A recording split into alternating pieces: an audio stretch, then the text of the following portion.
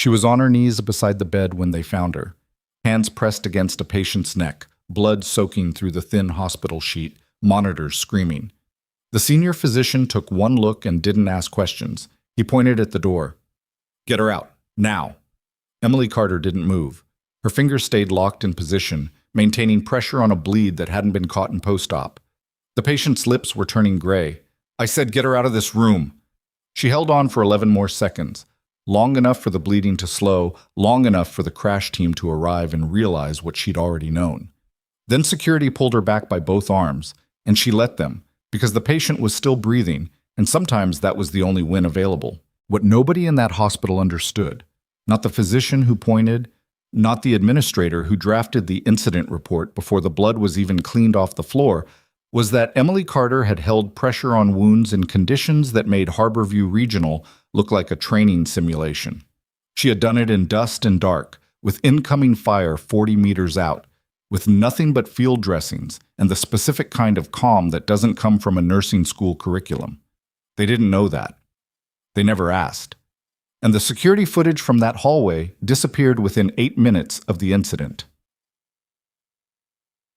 If this story already has you gripped, stay with me until the end. Hit subscribe, drop a like, and tell me in the comments, what city are you watching from? I want to see how far this story travels. Harborview Regional Medical Center sat at the edge of Kellerton, Ohio, the kind of mid-sized city that had a decent riverwalk and too many urgent care clinics competing for the same stretch of highway. The hospital wasn't prestigious. It wasn't failing either. It occupied that particular institutional middle ground where standards were adequate, turnover was high, and the people who ran the place had learned to measure success by what didn't make the news. Emily had taken the ER nursing position 14 months ago. She'd driven up from Columbus with 2 duffel bags and a lease agreement for a 1-bedroom apartment that smelled faintly of the previous tenant's cigarettes. She hadn't told anyone in Kellerton about the years before. Not the recruiter, not her floor supervisor, not the women she occasionally had coffee with in the break room. Her military service record was accurate on her resume in the narrow sense that it listed dates and a discharge status of honorable. What it didn't list, what she had deliberately not listed, was the unit, the deployments, or the specific nature of the medical work she'd performed in places that didn't appear on the maps given to journalists. She was 31 years old and she wanted to be ordinary. She had genuinely believed, when she signed the lease on that cigarette-scented apartment, that ordinary was something a person could choose. 14 months in, she was less certain. The patient's name was Dara Osei, 24 years old, admitted for a routine appendectomy that had gone slightly less than routine. A small post-operative complication, nothing catastrophic, but enough to extend her stay from 1 night to 3. She was on the 3rd floor, surgical recovery, in a room at the end of a corridor that got quiet after 9 p.m. Emily met her on day 2, during a shift handoff that ran long because the outgoing nurse had charted 4 hours of vitals in one sitting and the timestamps didn't line up. She'd flagged it, gotten a shrug, and gone to introduce herself to her patients with the specific attentiveness she applied to any situation where the paperwork already smelled wrong. Dara was awake when Emily came in. She had the television off, which was unusual for a patient in post-op, who was otherwise doing fine.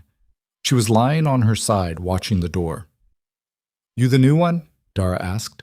"Night shift," Emily said. "I'm Emily. How's the pain?" "Managed." Dara's voice was flat in a way that wasn't sedation. "You actually going to check on me? Or just do the clipboard thing and leave?" Emily set the clipboard down on the tray table. "Tell me what's going on." There was a pause, the kind where a person decides whether the effort of explaining is worth the risk of being dismissed. "Someone comes in here at night," Dara said. "Not for vitals, not for anything they tell me about. They come in and they do something to my bed. My pillow, maybe. Or the blanket. And then I wake up with my skin burning and I can't breathe right and everyone tells me it's anxiety." Emily kept her expression neutral. "How many times?" "3 nights. 2 before you once about an hour ago." "Did you see who it was?" "Not clearly. Hallway light behind them, average height. Not scrubs, like maintenance clothes maybe. But they knew what they were doing. They weren't lost." Emily checked the call log. Dara had reported the issue twice. Both times the notation read, "Patient anxious post-op, reassured, no clinical findings." The attending physician on both entries was Dr. Marcus Priel, who Emily had worked 2 shifts alongside and found to be the specific kind of physician who treated nursing concerns as administrative noise. She did a full skin assessment on Dara. There was mild contact irritation along the left forearm and the back of the neck, the kind that looked like it could be an allergic reaction to detergent, or could be something else. "I'm going to ask for your bedding to be changed," Emily said, "and I'm going to note what you told me in my own log." "Hospital log?" "My personal log, which I keep separately." She said it carefully, watching Dara's face. "Because sometimes things disappear from the other one." Dara looked at her for a moment. "You actually believe me?" "I believe something is causing that skin irritation and it isn't in your chart. That's enough to start." The charge nurse on Emily's floor was a woman named Sandra Fitch, 52, 23 years at Harborview, the type of institutional memory that a hospital either respects or resents, depending on whether she agrees with the current administration. Sandra had, in Emily's assessment, started out in the first category and drifted gradually into the second over the course of the past administration's cost-cutting initiatives. She was not unkind. She was careful in the specific way that people become careful when they've watched enough colleagues leave under circumstances that were never quite explained. Emily found her at the nurse's station at 2:40 a.m. "Dara Osi in 312, Emily said. "I need to flag a patient safety concern." Sandra looked up from her screen. "Priel already cleared her twice this week." "I know. I'm not disputing his notes. I'm adding mine." "Emily," Sandra lowered her voice, not unkindly. "She's a post-op patient with documented anxiety. Her surgery went fine. She goes home in 2 days. She has contact irritation that wasn't there on admission. She's reporting nighttime entries into her room that aren't logged. And her charting has timestamp irregularities going back to the first night of her stay." Sandra was quiet for a moment. "You checked the timestamps." "Habit." Another pause. "I'll note that you raised it, but I can't escalate to administration at 3 a.m. over a post-op patient's anxiety symptoms and a nurse's hunch." "I know," Emily said. "I'm not asking you to.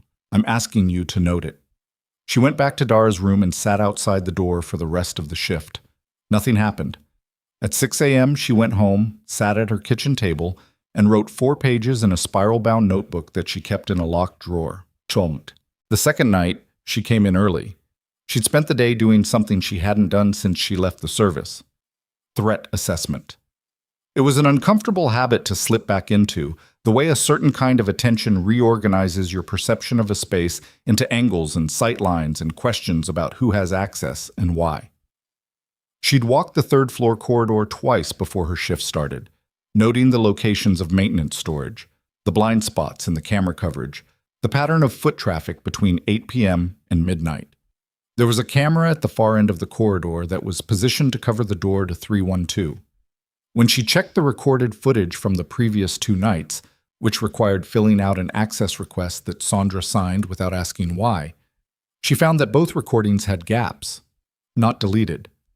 Gaps, the specific kind that results from a camera being manually switched to a test loop. It was a different type of intervention than a simple deletion. It required someone who understood the system. She flagged this to Sandra. "Could be a technical glitch," Sandra said.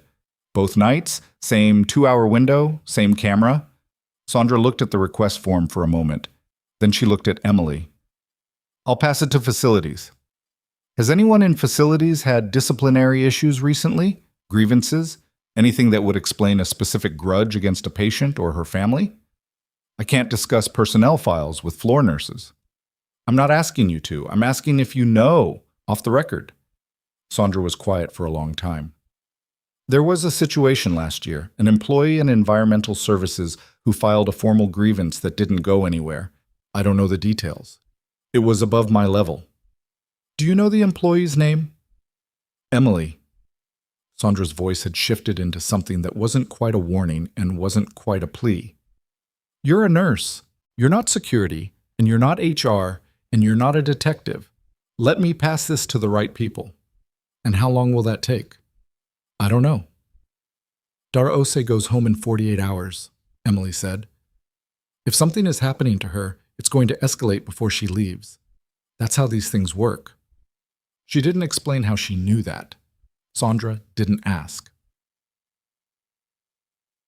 The name she eventually found, through a combination of cross-referencing shift schedules with the camera gap windows, a conversation with a day shift aide who mentioned overhearing an argument in the service corridor, and one very careful look at the maintenance log that anyone with floor access could technically view, was Garrett Lund. Environmental Services, 4 years at Harborview. His employee photo showed a man in his late 30s with a neat beard and an expression that suggested he'd practiced neutral for a long time. His personnel file wasn't accessible to her, but his shift pattern was, and it aligned. She ran his name through the public court records system from her phone during her break, sitting in her car in the hospital parking structure with the engine off. There was a civil suit from 7 years ago. Wrongful death. Lund versus Department of Defense, filed in federal court, dismissed on procedural grounds. The named defendant in the original complaint had been a Colonel Theodore Osei. She looked at that name for a long time. Then she pulled up Dara's admission paperwork, which she had memorized on the first night out of the same habit that made her check timestamps. Next of kin, emergency contact, Colonel Theodore Osei, father. She sat with that for 30 seconds. Then she went back inside. She didn't go to Sandra. She went to Dr. Priel. It was a strategic decision, not a comfortable one. Priel was the attending of record on the case, which meant any escalation path that bypassed him would generate friction that could slow everything down. She needed him engaged, even minimally, even reluctantly. She found him at the physician workroom on 3, eating a sandwich and reviewing charts on his tablet. He was in his mid-50s, silver-haired, the kind of professionally handsome that came with genuine confidence in his own judgment. "Osei in 312, she said, pulling a chair to the opposite side of the workstation without being invited. "I need 3 minutes." He looked up. "Carter, right? Night shift." "Yes. I have reason to believe someone is deliberately introducing a contact irritant into her room.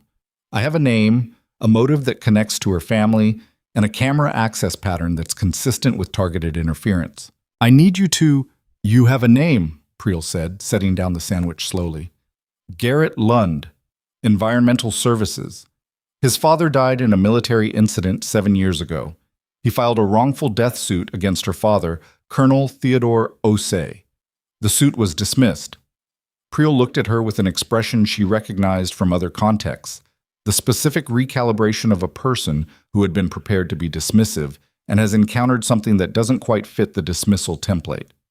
"You've been doing background investigations on hospital staff. I've been reviewing publicly available records, because a patient told me someone was hurting her and nobody else was treating it as actionable. She's a post-op patient with contact irritation on her forearm and neck that wasn't present on admission, and with a direct familial connection to a man who lost a federal lawsuit against her father." Emily kept her voice level. "I'm asking you to request a formal security review of her room and notify administration that we have a potential patient safety issue with a specific named employee. That's all. I'm not asking you to act on my investigation. I'm asking you to use the systems the hospital already has." Priel was quiet for a moment. He had the look of someone doing arithmetic. "If this goes to administration and it turns out to be nothing, then I'm a night shift nurse who wasted an administrator's morning.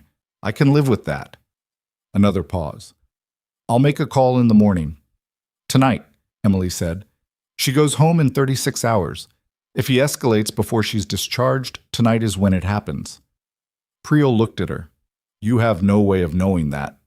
She held his gaze.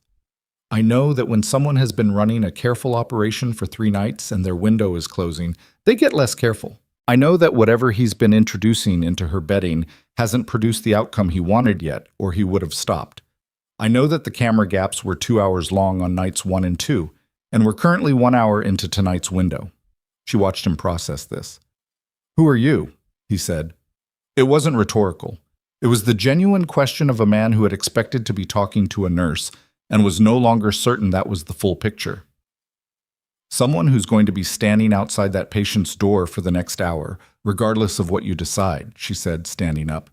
"But it would be better if I wasn't doing it alone." She went back to the corridor. She stood outside the door to 312.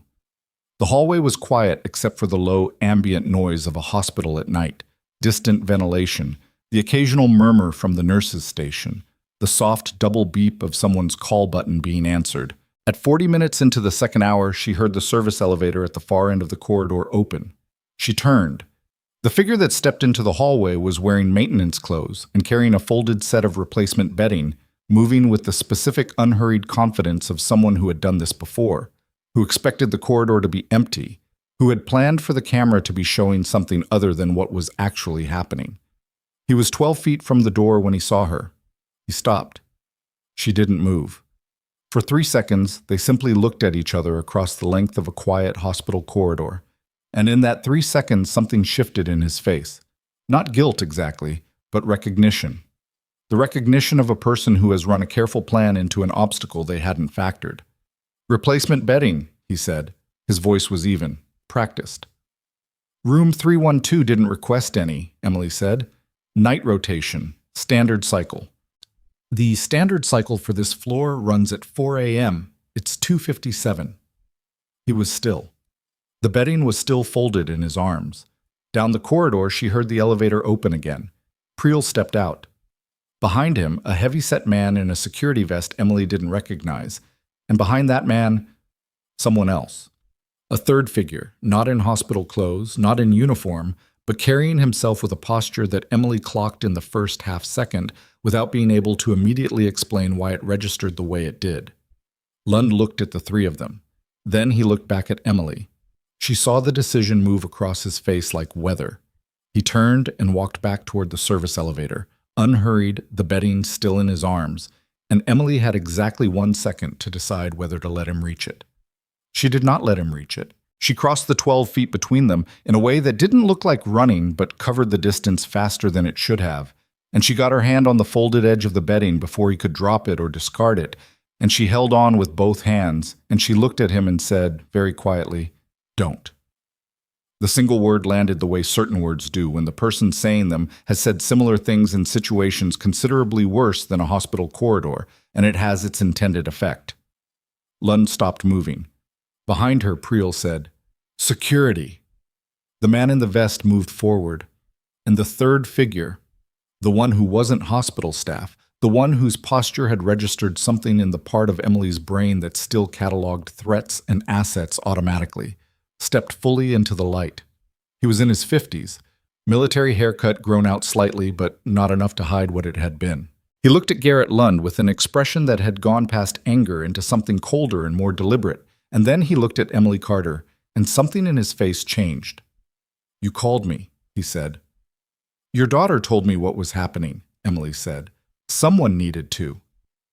Colonel Theodore Osei looked at the man who had spent 3 nights trying to hurt his child, and then he looked at the nurse who had spent 3 nights making sure he didn't succeed, and the bedding was still in Emily's hands, the folded center of everything that was about to become undeniable. Down the corridor, the door to room 312 was still closed. Inside, Dara Osei was still breathing. For now, that was the only thing that mattered. The security vest reached Lund's shoulder, and the corridor became a different kind of quiet. The kind that comes after a held breath finally releases, the kind that precedes whatever comes next. The bedding was going to tell its story. Emily already knew what that story was. They cut the bedding open on a supply cart in the hallway, right there under the fluorescent lights, with Priel watching and the security officer watching and Colonel Osei standing with his arms at his sides like a man who had learned long ago that the most dangerous thing he could do in a volatile situation was move too fast. Emily used trauma shears from her pocket. She'd carried them since her first deployment and never stopped, even though the worst thing she'd cut open in the past 14 months was a compression bandage. She slid the blade along the seam of the pillowcase first, and when the fabric parted, what spilled out wasn't cotton fill. It was a mesh insert, thin enough to be invisible inside a standard pillowcase, woven through with fibers she recognized from the contact pattern on Dara's skin. Dried plant material, densely packed, the kind that released its irritants with pressure and warmth. Not immediately dangerous to a healthy adult. Potentially serious for someone in post-operative recovery. Immunocompromised, on pain medication that suppressed the instinct to reposition away from discomfort during sleep. Priel leaned in to look. His face did something complicated. "That's not hospital inventory, sir," he said. "No," Emily said. "It's not." Lund was standing 3 feet away with the security officer's hand on his arm, and he was watching the fiber insert like a man watching something he'd spent a long time building get dismantled in under 4 minutes. His expression hadn't collapsed into panic. It had gone somewhere quieter than that, which Emily found more unsettling. "I want a lawyer," he said. "You'll get one," the security officer said. Colonel Osei hadn't moved from his position at the edge of the hallway. He was looking at Lund with an expression Emily couldn't fully read from where she was standing, but she could identify the structure of it. The kind of controlled fury that a person develops when they've had to learn not to act on every legitimate reason they have to be enraged. "How long?" Osei said. It wasn't a question with an obvious answer he was waiting for. It was the kind of statement that had question marks only because grammar requires them. Lund didn't answer. "How long have you been in this hospital?" Osei said again, still not raising his voice. "Sir." Emily stepped partially between them, not to protect Lund. She had no interest in protecting Lund. But Osei being the one to escalate this moment was not going to help his daughter, and she suspected he knew that, and sometimes people need a physical reminder of what they already know. "Let's get inside." Osei looked at her. A full second. Then he nodded, once, the way men who've commanded units learn to acknowledge a correct tactical assessment, even when it costs them something. They went into the family consultation room across the hall, leaving the security officer with Lund in the corridor. Priel came in last and closed the door behind him with the specific carefulness of a man who was still deciding which version of tonight he was going to be part of. Dara was awake. Emily had checked on her between getting Osei into the consultation room and sitting down herself. The patient was propped up against her remaining pillow, watching the door with the same watchful stillness she'd had on the first night. She'd heard voices in the corridor. She hadn't called the nurse's station. "Is it done?" Dara asked. "We have him," Emily said. "You're okay." Dara looked at her for a moment. Her jaw tightened, not with relief, with something that was more like the physical response to a pressure that has been sustained so long its sudden absence takes time to register. "I kept telling them," she said. "I know. Every time they told me I was anxious. Every time they wrote it in the chart." Her voice was even, controlled, 24 years old, and already practiced at keeping the shake out of it. I started to wonder if maybe they were right, if maybe I was imagining it. Emily sat in the chair beside the bed, which she didn't usually do, which the clinical distance rules she'd grown up in, the service learning didn't really accommodate. She sat in it anyway. "You weren't imagining it," Emily said, "and the fact that it took everyone this long to believe you is going to be part of the record." Dara looked at the door. "My dad's here." "He is. He's going to want to fix everything." "He can't fix this one," Emily said. "It's already yours." Dara was quiet for a moment. Then she said, "The nurse before you, on the day shifts, she told me to stop filing complaints, said I was making things difficult." Emily filed that away in the part of her that was still running the longer calculation. "What was her name?" "Vogler. Terry Vogler." Emily wrote it in her notebook. She was already thinking about the timestamp irregularities, about who had signed off on Priel's 2 reassurance notations, about which administrator had handled the formal grievance that Sandra had mentioned, the one that hadn't gone anywhere. The consultation room conversation with Osei lasted 40 minutes, which was 20 minutes longer than Emily had intended, and about 35 minutes longer than Priel was comfortable with. She laid out her timeline, the 3 nights, the access pattern, the camera gaps, the court record, the fiber insert, methodically, without editorializing, the way she'd been trained to brief situations where the person across from her needed information more than they needed atmosphere. Priel interrupted twice, both times with procedural objections that were technically legitimate and practically useless. Emily answered them and kept going. Osei sat with his hands flat on the table and listened without interrupting once, which was the most disciplined thing she'd witnessed in 14 months of civilian life. When she finished, the room was quiet for a moment. You put this together in 2 days, Osei said. I had the framework in 1. The confirmation took longer. Why didn't you call the police directly? Because I had circumstantial evidence and a theory, and the fastest path to protecting your daughter before she was discharged was to create a situation where the evidence made itself undeniable, which is what the corridor just was. Priel cleared his throat. The hospital, Osei said, looking at him, will need to explain why 3 separate patient complaints were documented as anxiety and filed without investigation. That's what the hospital will need to do. Priel had the expression of a man standing in a room that has gotten considerably smaller than it was when he walked in. I want to be clear that I followed appropriate protocols with the information available to me. I know what you followed, Osei said. His tone was even. It was worse than if he'd raised his voice. I'd like to speak with your chief of medicine. It's 3 a.m. Call them. That's so. The Kellerton Police Department sent 2 officers at 3:40 a.m. By 4:15, there was a detective. By 5, a forensics technician had bagged the mesh insert and the outer pillowcase, and a second security review of the third-floor camera logs was underway with Harborview's IT supervisor present, which was the part Emily had been waiting for, because the IT supervisor's involvement meant the camera manipulation was now on record as requiring explanation. Garrett Lund had not said anything beyond requesting a lawyer, which was his right, and which Emily respected in the abstract, even as it made the next several hours more procedurally complicated.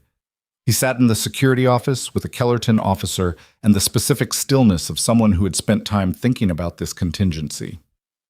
The detective was a woman named Risa Dalton, mid-40s, brown hair going gray in the way of someone who'd stopped fighting it and looked better for the decision. She spoke to Emily in the small conference room adjacent to the security office.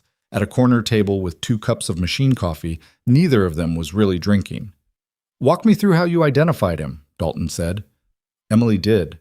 She was precise about the distinction between what she'd observed directly and what she'd inferred, because that distinction was going to matter in what came next, and because she'd learned in other contexts that the fastest way to lose credibility in a fact-intensive situation was to blur the line between evidence and interpretation. Dalton listened without writing much down, which meant she was either very good at retention or she was assessing something other than the facts. Emily suspected both. You checked court records from your personal phone during a break, Dalton said. Yes. How did you know to look? His shift pattern aligned with the camera gaps. The maintenance log told me he had access to that floor during the relevant windows. His name was in the log. I searched the name. And the connection to the family. You made that from a civil case filed 7 years ago. The named defendant in the complaint was Colonel Theodore Osei. The patient's emergency contact was Colonel Theodore Osei. Dalton tapped her pen against the table once. Most nurses wouldn't have looked. Most nurses weren't doing what I was doing before nursing, Emily said, and left it there.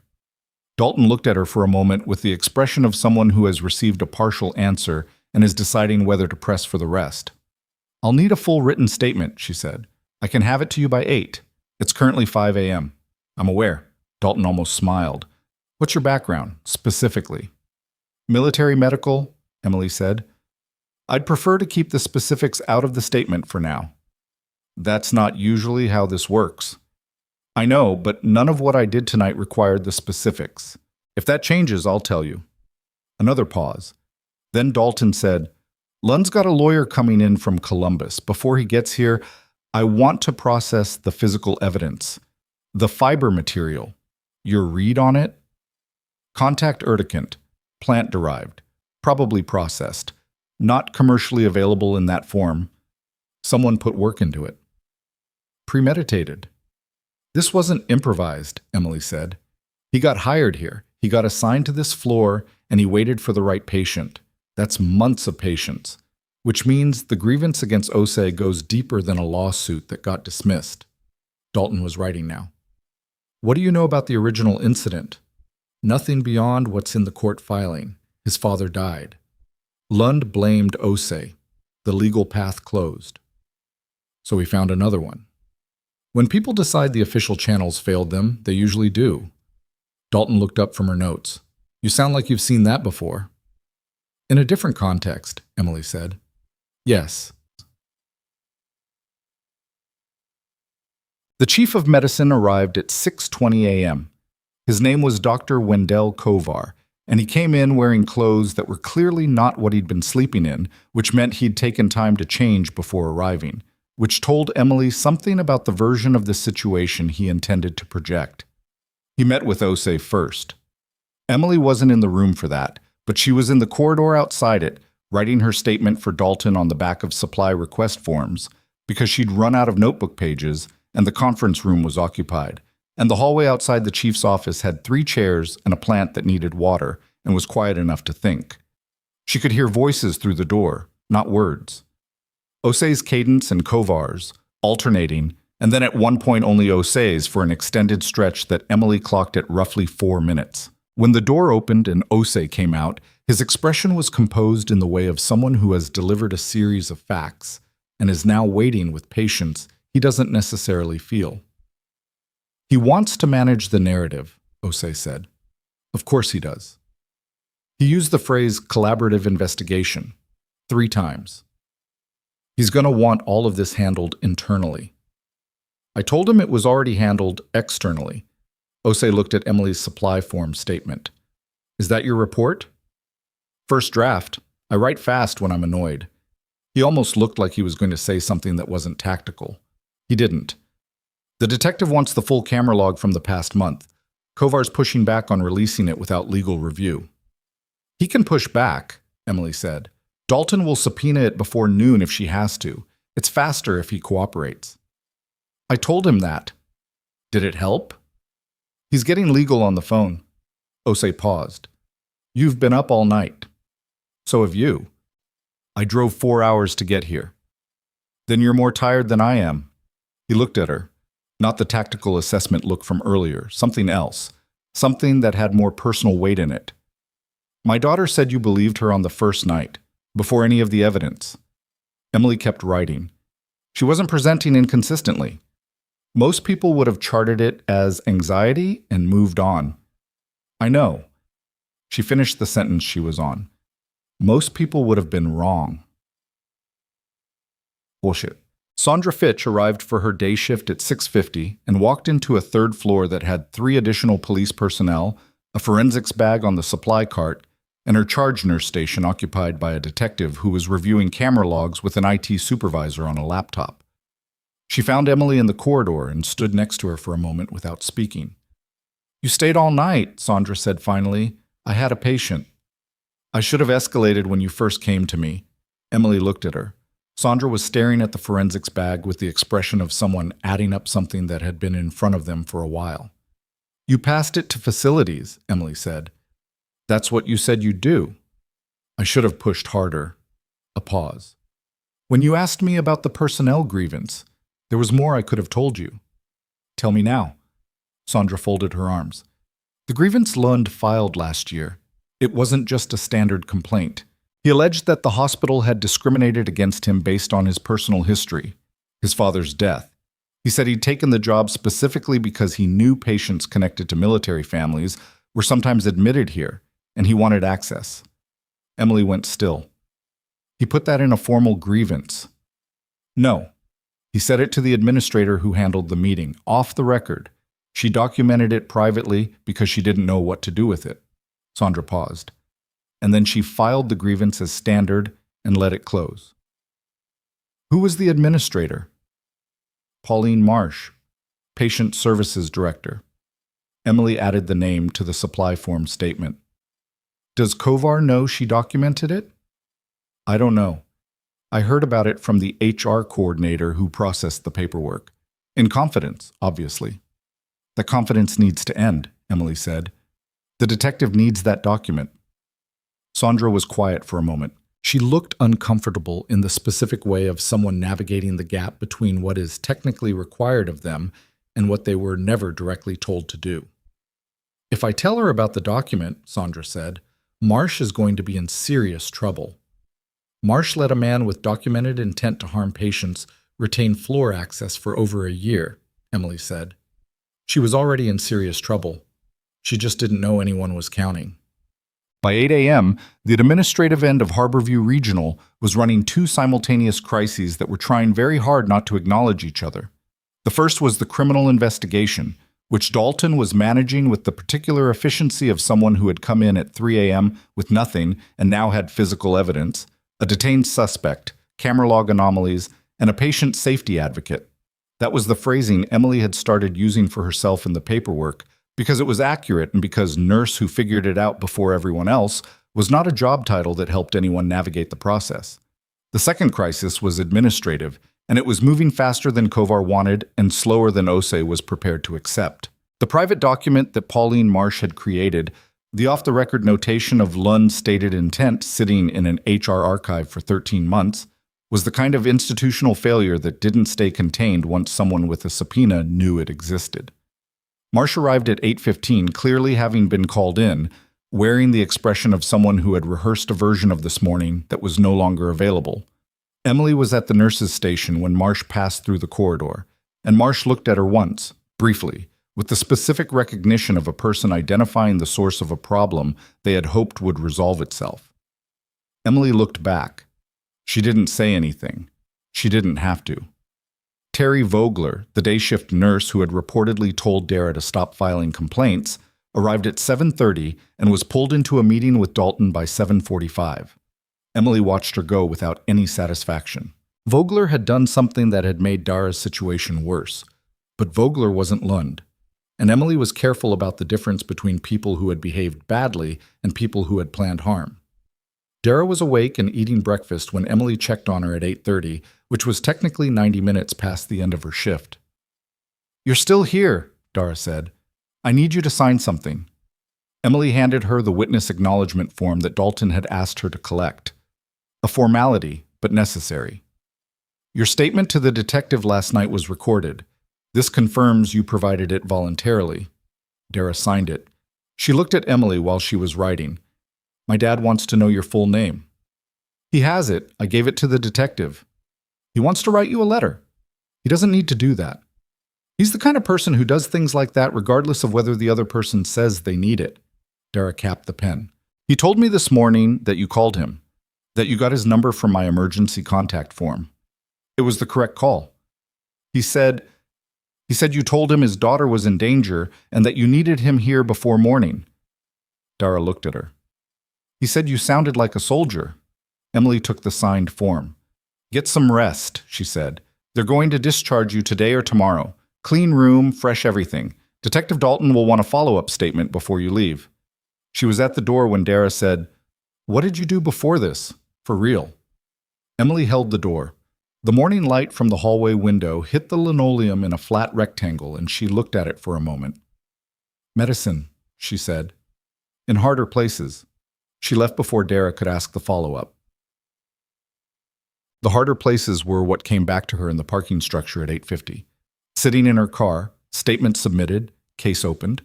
2 additional officers now on the 3rd floor, Lund in transport to the Kellerton precinct, the fiber insert in an evidence bag in a forensics vehicle on its way to Columbus.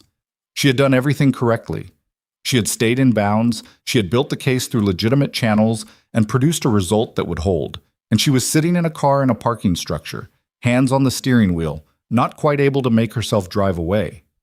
It wasn't unfamiliar, this specific exhaustion. It had a texture she recognized. The way the body holds itself together for a sustained period, and then, when the hold is no longer necessary, takes its own inventory. She'd felt it in other cars, in other vehicles, after other nights. Usually those nights had involved different stakes, but the body didn't always know the difference. She was still sitting there at 9:10 when her phone rang. The caller ID showed a number she didn't recognize, Columbus area code. She answered. "Emily Carter?" The voice on the other end was a woman's, clipped and formal, the specific register of someone accustomed to calls where the first 30 seconds matter. "Yes. This is Special Agent Nadine Farrow, Defense Criminal Investigative Service. I'm calling regarding an incident at Harborview Regional Medical Center and the events of last night involving a patient connected to an active duty family." Emily was quiet for a moment. "How did you get this number?"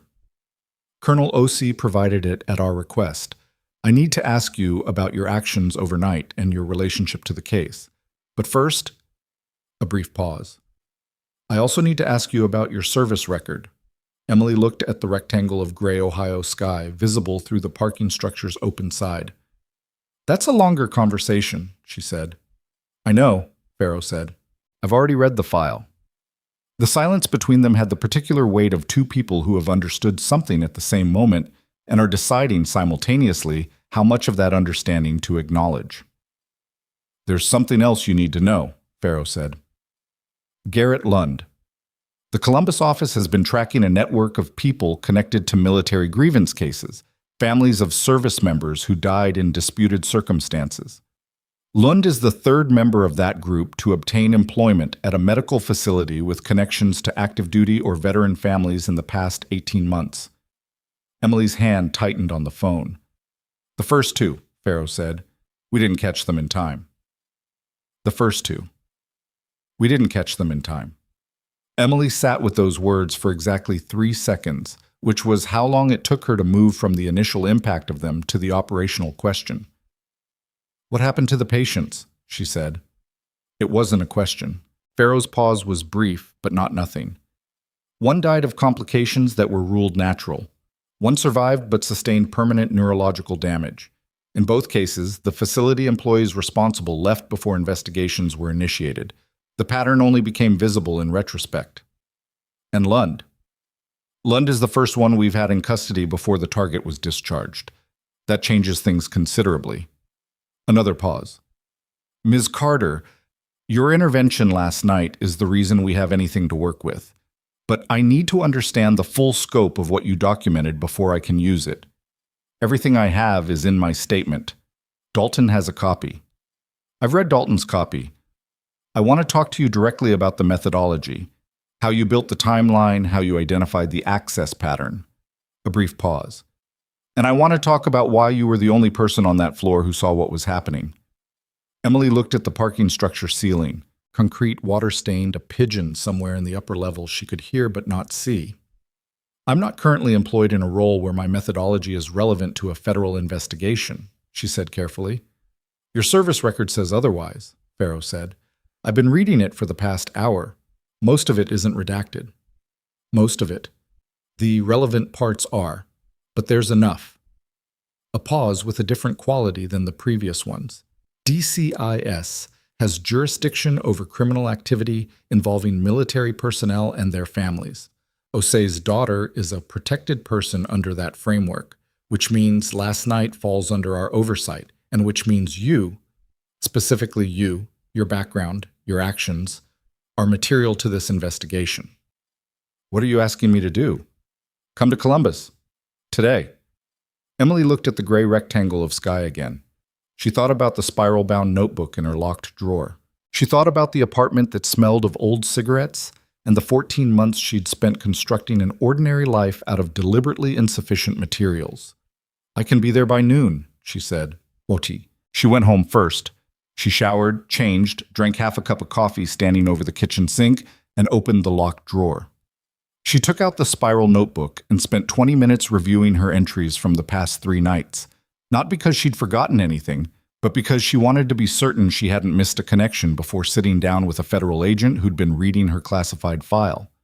There was one thing she hadn't included in the statement she'd given Dalton, not because she'd deliberately withheld it, but because it hadn't fully resolved into significance until Farrow's call changed the frame.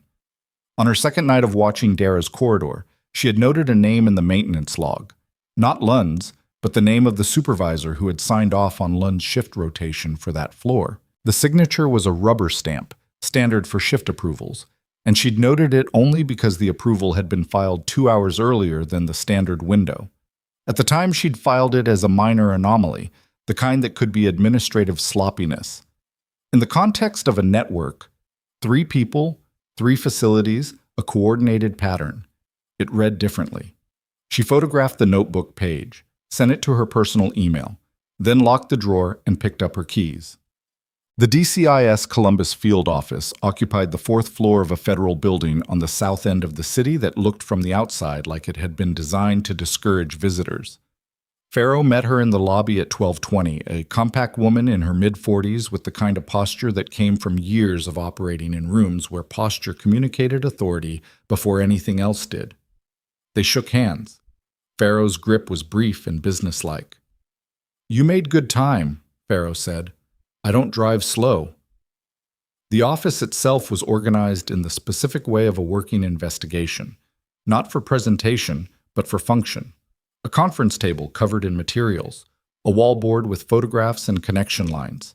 Two other agents Emily clocked immediately, a man in his 30s near the window, and a woman at the table who was reviewing documents and didn't look up when Emily came in. Farrow introduced them as Agents Ree and Castillo and didn't give first names, which meant they were here as support roles and she was keeping the hierarchy clean.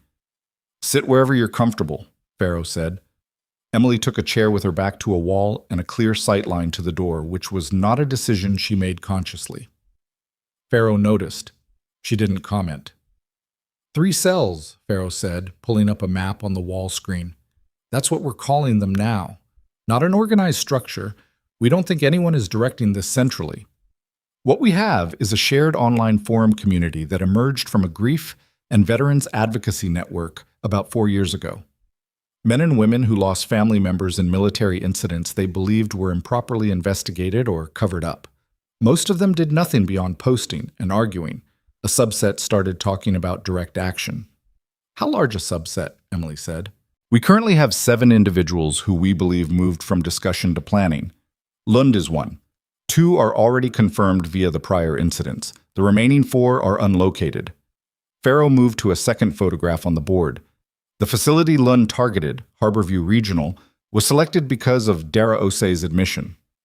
Her father's name appeared in Lund's browsing history 8 weeks before she was admitted. He had access to a medical billing database through a prior employment that gave him visibility into patient admissions across multiple Ohio facilities. Emily processed this. He was watching for her. He's been watching for OC-connected individuals for over a year. Dara's admission was the first opportunity that aligned with a facility he could access. "The shift supervisor who approved his rotation," Emily said. "The one who signed early. Is he part of this?" Farrow looked at her. "You found that." "I noted it as an anomaly. In context, it reads as facilitation." Farrow glanced at Ree, who made a note. "His name is Roland Peck. He has no service background, but he was married to a woman who died in a VA hospital 6 years ago under circumstances that generated a complaint. The complaint was closed without disciplinary action." Farrow turned back to Emily. "We pulled Peck's records this morning after Lund was taken into custody. He and Lund have been in contact for approximately 10 months. So Peck got Lund the rotation access and rotated the other staff around him so the exposure was minimized." Farrow sat down across from Emily. "What you built in 2 days, from a hospital floor, from public records and observation, is a more complete picture of Lund's operations inside that facility than we had from 6 months of surveillance. Because we were watching the network. You were watching the patient."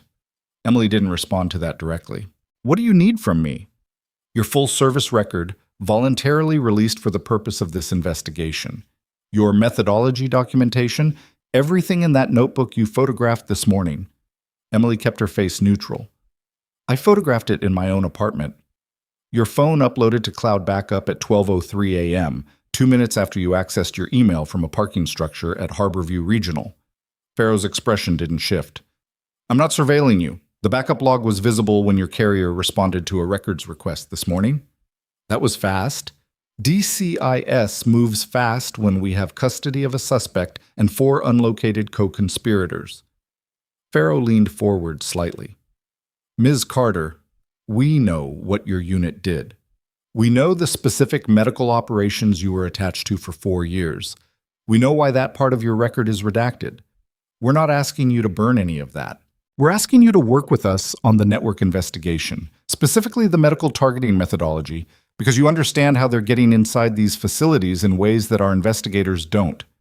Emily looked at the wallboard, the photographs, the connection lines between them. She thought about the 2 patients before Dara. One dead, one permanently damaged. Both cases closed before anyone understood what had happened. The 4 unlocated individuals, she said. Do any of them have current employment at medical facilities? Farrow looked at Ree again. Ree pulled up something on his laptop. One confirmed, he said. We have an individual named Marcus Teal, 41, currently employed as a patient transport aide at a veterans rehabilitation center in Fort Wayne, Indiana. Emily looked at the map on the screen. Fort Wayne was 90 miles north. What patients does he have access to? She said. Farrow was watching her carefully. We're in the process of determining that. You need to determine it faster, Emily said, because if the pattern holds, the patient he's targeting isn't random. It connects to someone specific, same as Lund, same as the 2 before him. She turned to look at Farrow directly. And if they've been active for 18 months, there's a window. We know, Farrow said. That's why you're here, Song. The next 4 hours were the kind of work Emily hadn't done since she left the service, and her body recognized it with the specific ambivalence of a recovered athlete picking up the activity that wrecked their knee, the muscle memory returning immediately, the question of cost arriving right behind it. She reviewed personnel files. She reviewed facility access logs that DCIS had subpoenaed from Fort Wayne. She mapped Teal's shift pattern against patient admissions with military family connections, the same way she'd mapped Lund's shift pattern against the camera gaps, and the result was not comfortable. There was a patient at the Fort Wayne facility named Robert Alvarez, 63, a veteran admitted 3 weeks ago for post-surgical rehabilitation following a hip replacement. His son was a currently active Army captain named Diego Alvarez, who had been named in a wrongful death complaint filed by Teal 5 years ago. The complaint alleged that Captain Alvarez had given an order that directly resulted in the death of Teal's brother. The complaint had been dismissed. Teal has been on Alvarez's care rotation for 11 days, Emily said. Castillo, who had been quiet until now, looked up from the document she'd been reviewing. How did you get to that so fast? Admission date, rotation schedule, the overlap window. Emily pointed to the relevant section of the access log. He's not using bedding. The delivery mechanism is different. Look at the medication administration log. Alvarez is on a post-surgical pain protocol. Teal does transport, which means he has cart access in the medication corridor between rooms 12 and 17. The room went quiet. Farrow was on her phone within 15 seconds. The conversation was short and clipped and ended with her saying, "Coordinate with the facility director and do not approach Teal directly," before she put the phone down and looked at Emily. "Fort Wayne field office is moving," she said. "If you're right, I'm right," Emily said. Not arrogance, just arithmetic. Farrow held her gaze for a moment. "I need you to come to Fort Wayne. I'm a nurse with a lapsed security clearance. You have a temporary operational consultant status as of 40 minutes ago. I filed the paperwork while you were reviewing the access logs." Farrow almost looked apologetic, which was, Emily suspected, not an expression she deployed often. "I was reasonably confident you'd find something." Emily looked at the wall board again. At Teal's photograph, at the connection line running from his name to the complaint case number, to Captain Diego Alvarez, to the rehabilitation center in Fort Wayne. She thought about Robert Alvarez in a post-surgical bed, 11 days into a recovery, being transported by a man who had spent years deciding that the official channels had failed him. "I'll drive," she said. They took 2 vehicles, Farrow and Emily in one, Ree and Castillo following. The drive north was 94 minutes with Farrow doing 80 on the interstate, and the flat Ohio-Indiana landscape moving past in the gray early afternoon light. They didn't talk for the first 40 minutes. Emily looked at the access logs on a tablet, refining her read on Teal's pattern, looking for the specific inflection point where his behavior shifted from access building to active targeting. It was a different methodology than Lund's, more direct, less patient, which made sense if Teal had been watching the prior incidents and had decided the window for deliberate action was narrowing. "You joined at 22, Farrow said without preface. Emily looked up from the tablet. "That's in the record. Served 4 years, medical sergeant, 7th Special Forces Group, then 2 years attached to a unit I can't name here, then out." Farrow kept her eyes on the road. "That's a specific kind of out. Most people from that unit don't go to civilian nursing. Most people from that unit don't go anywhere particularly straightforward. Why nursing? Emily thought about the honest answer, which was complicated, and the useful answer, which was shorter. I knew what I was good at, and it didn't require me to carry anything. Pharaoh was quiet for a moment. The incident that ended your deployment, the one that's redacted. You said most of the file wasn't redacted. The incident is, but the dates line up with something we have in a separate file, an operation that generated a misconduct allegation against a superior officer. Pharaoh paused. The allegation was filed by a medical sergeant in your unit. The case was closed without action taken. Emily looked out the window. A water tower on the flat horizon, a farmhouse set back from the highway, a sign for a rest stop 2 miles ahead. That's not relevant to Fort Wayne, she said. No, Pharaoh agreed, but it's relevant to why you ended up in Kellerton, Ohio, watching a post-op patient's corridor instead of doing whatever someone with your record normally does next. People end up in places for reasons, Emily said. That's not a story that helps anyone right now. I know, Pharaoh said. I'm just noting that I read it. Emily looked back at the tablet. There's a medication card assigned to Teal's corridor that had a maintenance request filed 6 days ago. Request was for a loose wheel, standard repair. It was returned to service 2 days ago. She paused. Maintenance repairs don't typically take 4 days for a wheel, and the repair was logged by Roland Peck. Pharaoh's head turned. Peck filed the maintenance request from Columbus. Peck has administrative access to the patient transport network, not just Harborview. He's been inside the Fort Wayne system. Pharaoh was on the phone again before Emily finished the sentence. The medication cart. Emily was thinking about the medication cart and what 4 days of access to it might mean, and what a man with a specific grudge and a working knowledge of post-surgical pain protocols might do with that access. And by the time Pharaoh finished the second call, Emily had already put the tablet down and was looking at the road ahead with the kind of focus that didn't need a destination to start calculating. They're pulling the cart, Pharaoh said. Tell them to pull it without alerting Teal. If he knows the cart's been flagged, I told them. Pharaoh pressed harder on the accelerator. 28 minutes. The Fort Wayne Veterans Rehabilitation Center was a newer facility than Harborview. Cleaner lines, better light, the kind of institutional design that suggested someone had consulted an architect who understood that patients recover faster in spaces that don't feel punishing. Emily clocked this in the 30 seconds it took them to move from the parking lot to the entrance, the same way she clocked the camera coverage, the front desk layout, and the position of the security officer near the elevator bank. The facility director met them at the door. His name was Okonkwo, and he had the controlled anxiety of a man who had been told something was happening in his building and had not been told exactly what. He shook Pharaoh's hand and looked at Emily. She's with me, Pharaoh said. Where's Teal right now? Transport rotation. He checked a patient in for physical therapy about 20 minutes ago. He should be returning to the ward in... Okonkwo checked his watch. 8 minutes. And Alvarez? Discharged this morning. The word landed strangely. Emily looked at Pharaoh. He went home, Okonkwo said, ahead of schedule. His son came to collect him this morning. We tried to call your office when you said Alvarez was a person of interest, but... He's safe? Pharaoh said. His son took him home. Yes. Pharaoh exhaled once. Emily felt the specific recalibration of a situation that had been moving toward one outcome landing somewhere adjacent.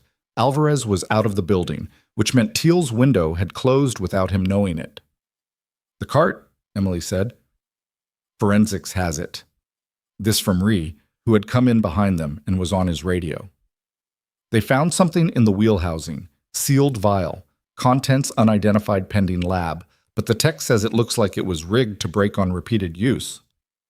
The wheel housing, 4 days in maintenance, Roland Peck's access. Teal was going to deliver it through the cart, Emily said. Contact transfer through the wheel housing. Anything that touched the cart would have trace exposure, Ree finished. Where's the cart been for the past 2 days? Emily asked Okonkwo. Standard rotation. Rooms 12 through 19. Pull patient records for everyone in 12 through 19. Anyone showing unexplained symptoms in the past 48 hours needs immediate assessment. She was already moving toward the ward before she finished the sentence, and nobody stopped her because she was moving with the specific authority of a person who has correctly identified what the next 4 minutes require. She didn't run in the corridor. Running created panic in a rehabilitation ward. She walked fast enough that her footsteps had a purpose a patient could hear and not be alarmed by. And she turned into the ward and went room by room, 12 through 19, assessing each patient with the quick intake that she'd spent 4 years learning to do under conditions where there was no time for anything longer. 13 was fine. 14. An older woman, slightly elevated heart rate, skin flush on the left forearm. Emily stopped. She checked the woman's arm. The flush was mild, the kind that could be a dozen things, but the location was consistent with cart contact during a routine transport procedure. And the woman, her name was on the chart above the bed, Rosalie Gant, 71, post-stroke rehabilitation, had no documented allergy history that explained it. "Mrs. Gant," Emily said, "I'm a nurse. When did your arm start feeling warm?" The woman looked at her, confused slightly, the way post-stroke patients sometimes were. "Yesterday? Maybe. The transport boy bumped the cart against me when he was taking me to the bathroom." "Which arm did he bump?" "That one." She pointed to her left. Emily looked at the flush. Mild, not progressing from the look of it. But Gant was 71, post-stroke on blood thinners, and whatever was in that vial had been designed by someone who understood the difference between a healthy adult and a vulnerable patient. She stepped into the corridor. "Farrow, room 14.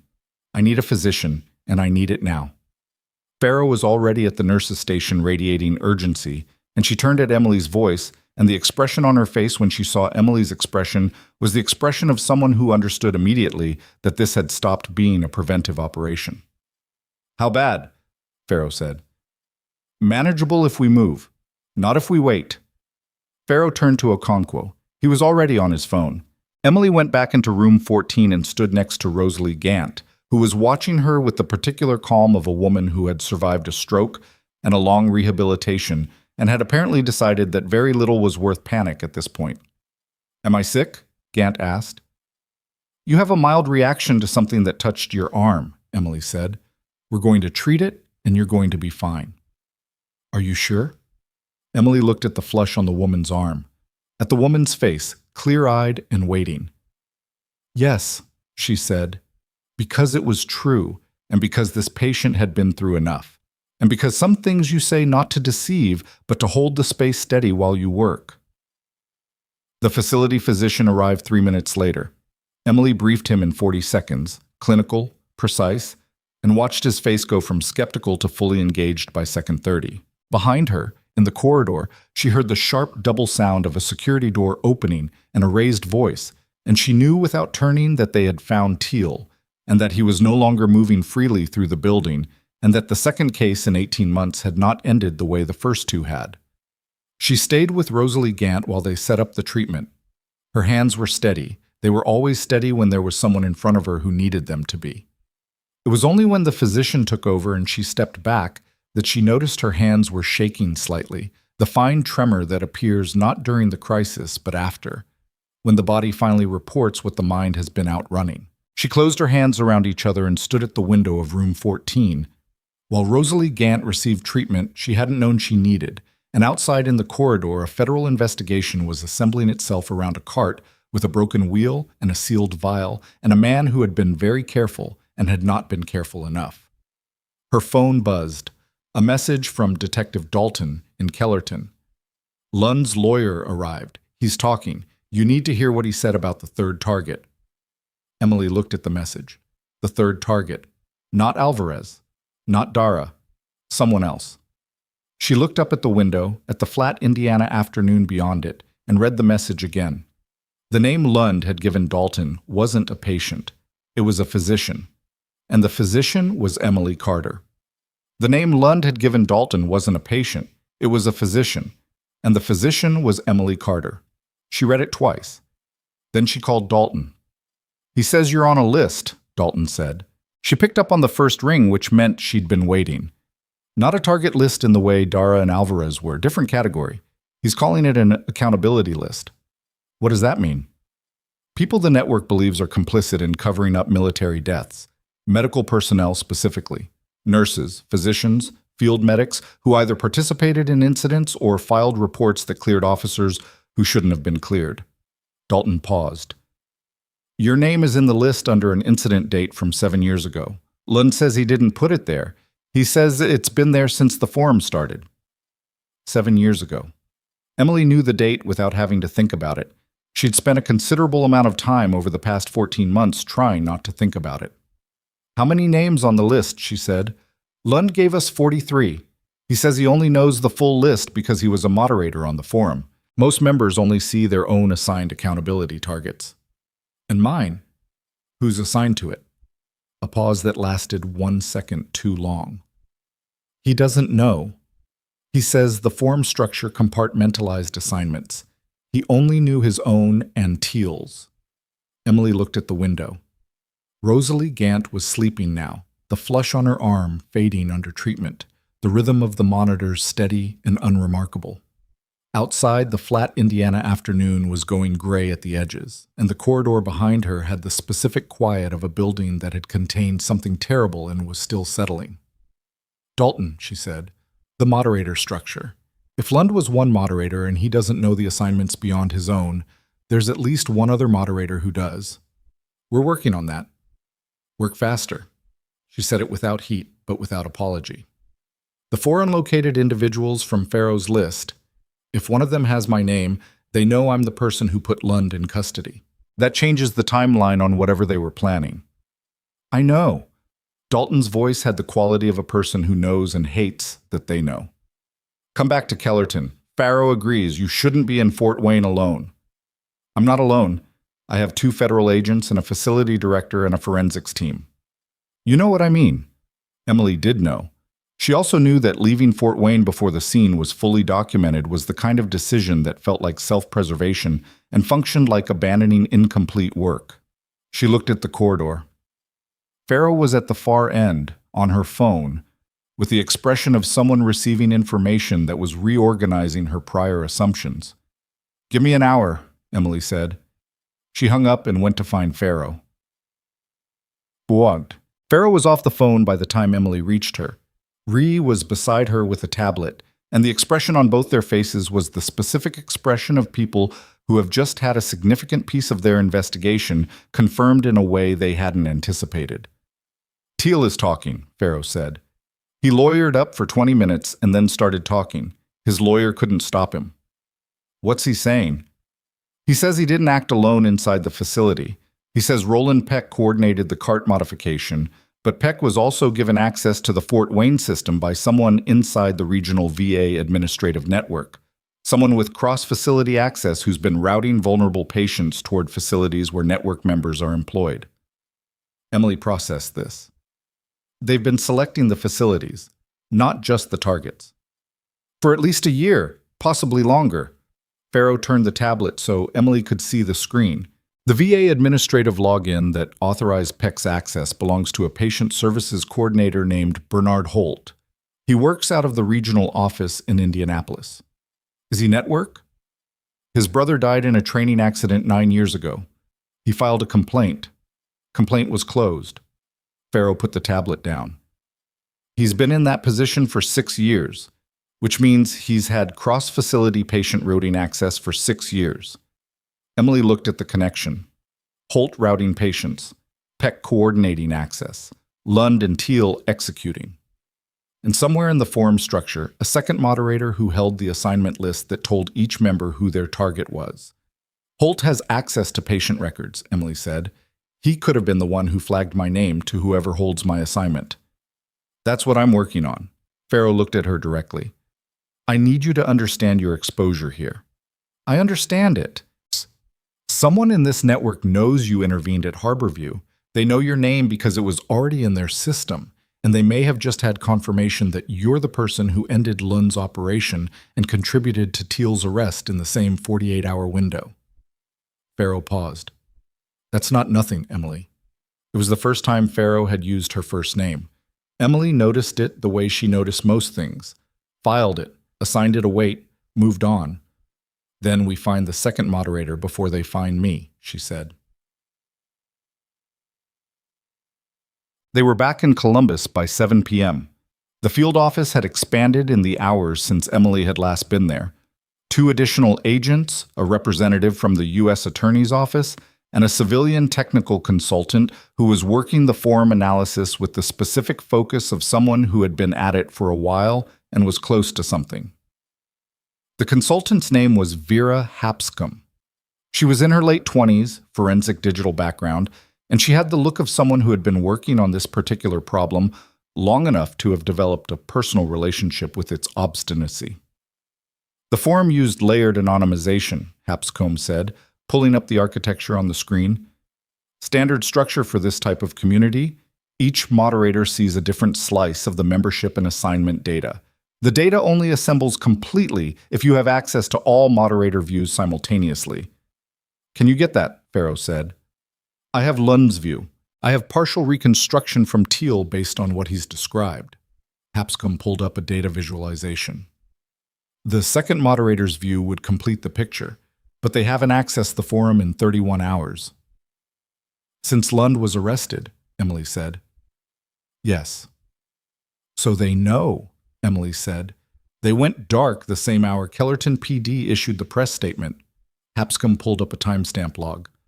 Last access was at 4:47 a.m., roughly 3 hours after Lund was taken into custody.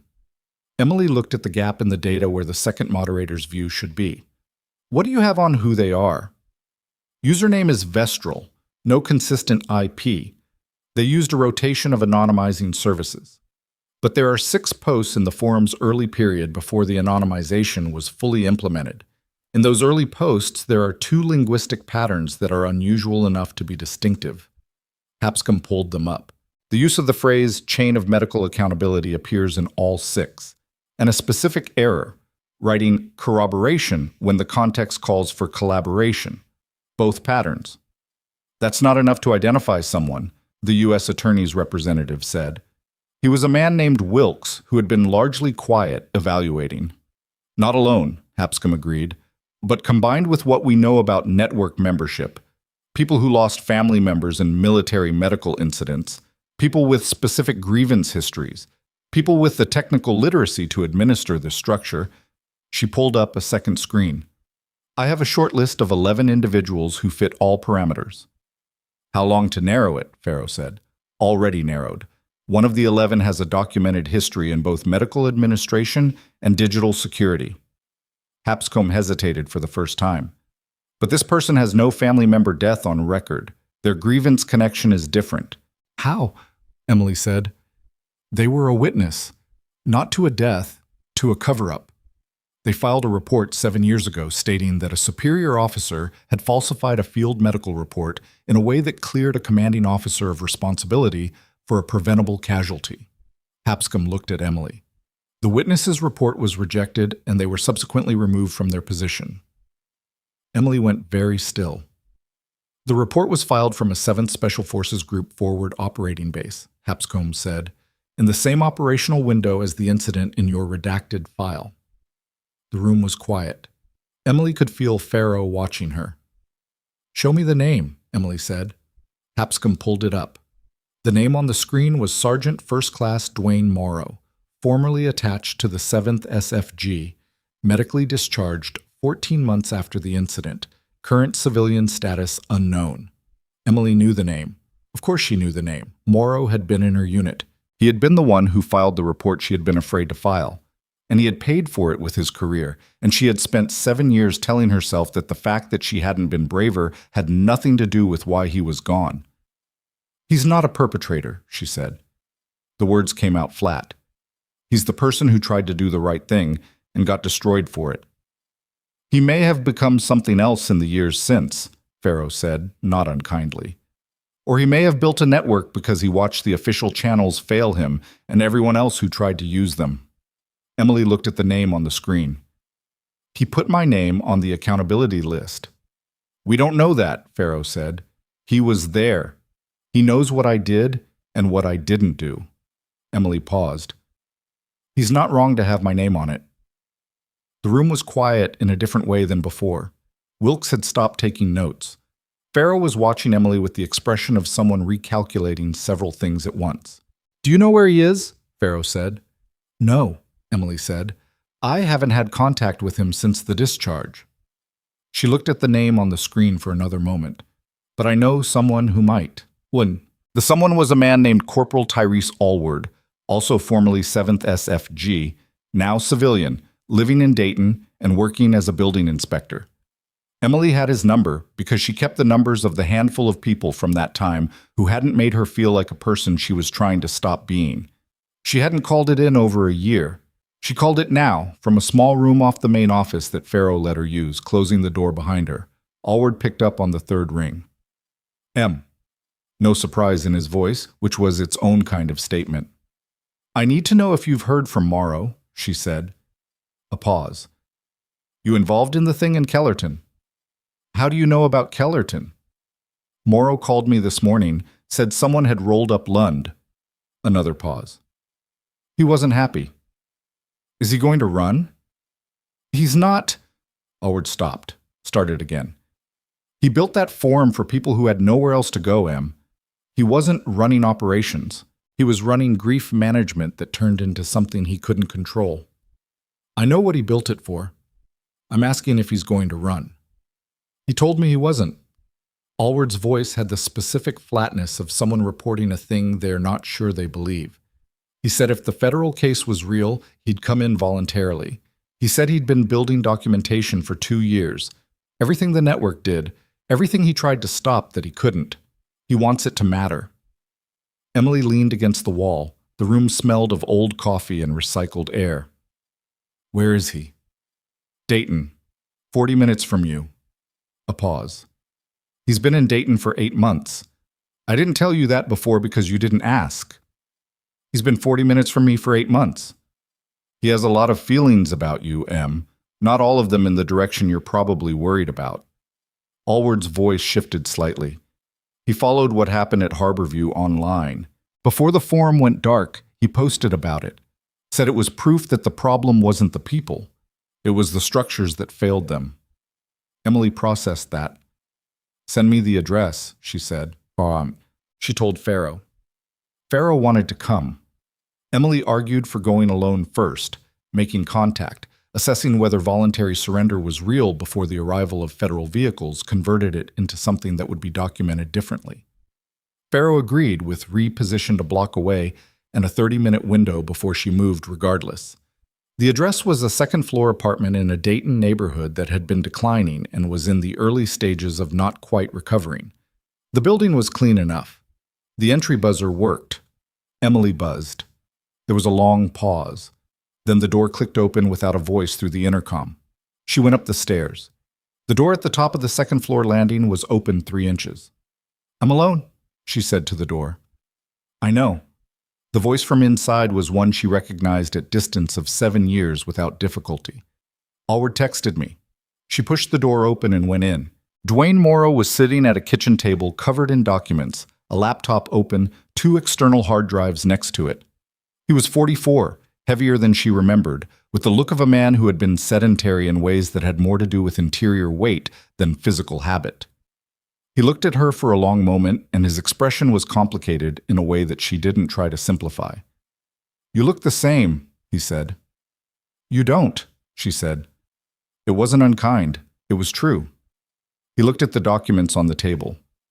I built the forum because I thought if I gave people somewhere to put it, they wouldn't do something worse.